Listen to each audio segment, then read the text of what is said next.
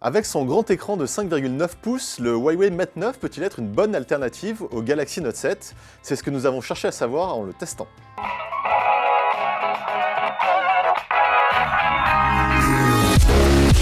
Sans être très original, l'esthétique de ce Mate 9 est plutôt réussie. On est ici dans la sobriété, mais on apprécie le dos bombé qui facilite la prise en main de ce grand téléphone.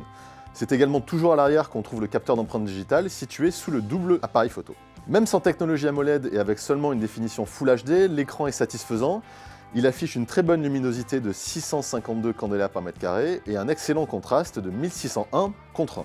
Cette définition moins gourmande que la QHD utilisée par le Galaxy Note 7 permet au Mate 9 d'être très performant en 3D.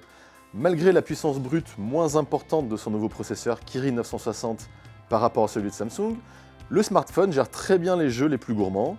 Il affiche ainsi jusqu'à 60 images par seconde à notre test de référence Epic Citadel. Avec sa puissante batterie de 4000 mAh, le Mate 9 délivre une autonomie polyvalente de 10h20 selon les tests de notre labo.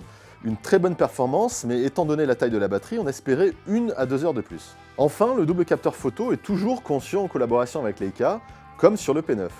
Mais ici, le capteur monochrome passe de 12 à 20 mégapixels. Pour autant, nous vous recommandons plutôt de continuer à utiliser la définition initiale de 12 mégapixels. Celle-ci se sert en effet de l'ensemble des informations rassemblées par le capteur de 20 mégapixels pour fournir des photos noir et blanc. Le résultat est clairement réussi et encore plus détaillé que sur les photos du P9. Même s'il est dépourvu de stylet, ce Mate 9 reste donc une très bonne alternative au Galaxy Note 7.